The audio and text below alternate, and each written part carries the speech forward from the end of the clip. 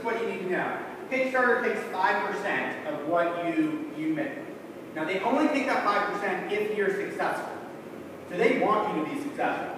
They take 5%, 3% goes to Amazon for credit card processing. You have to have an Amazon account to donate on Kickstarter. That's also one of the cool things about Kickstarter is once you have your Amazon account, you can just keep on clicking as many projects as you want. It is projects only with Kickstarter. That means it is a defined start and end date, and you actually have to be able to present something afterwards. Now, Kickstarter never actually asks you to prove that you've done this, but if you fill out a campaign and it's not a project or it's I want to start a business, that's not for Kickstarter. Kickstarter is project-based only. And it is all or nothing. You either get 100% of your goal or you get nothing. Now, if you get 300% of your goal, you get to keep all that money. But if you get 99%, you get nothing, Kickstarter gets nothing, but also the people who pledge the donation, they don't get charged anything. So it's sort of like writing a post-dated check that can be ripped up later.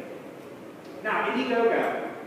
Theirs is very similar, it's project-based, but you can also fund phases of it. So it might not just be a project of saying, hey, we need this money to start this, but then later we're going to have to ask for some more money. So it's sort of like a Series A fundraising.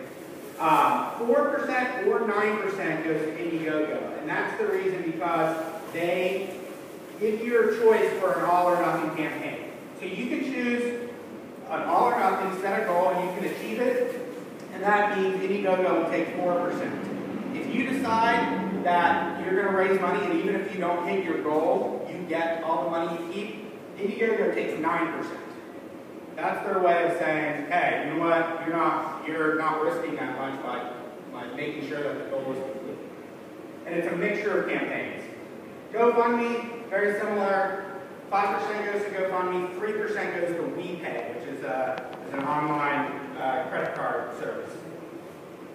It's mostly personal, and you can choose, they actually just started within the last week an all or nothing campaign. And before it was like, we can have a $10,000 goal, and many of those campaigns will raise $200 and they get $200. And who knows what they do. All right, so now let's talk about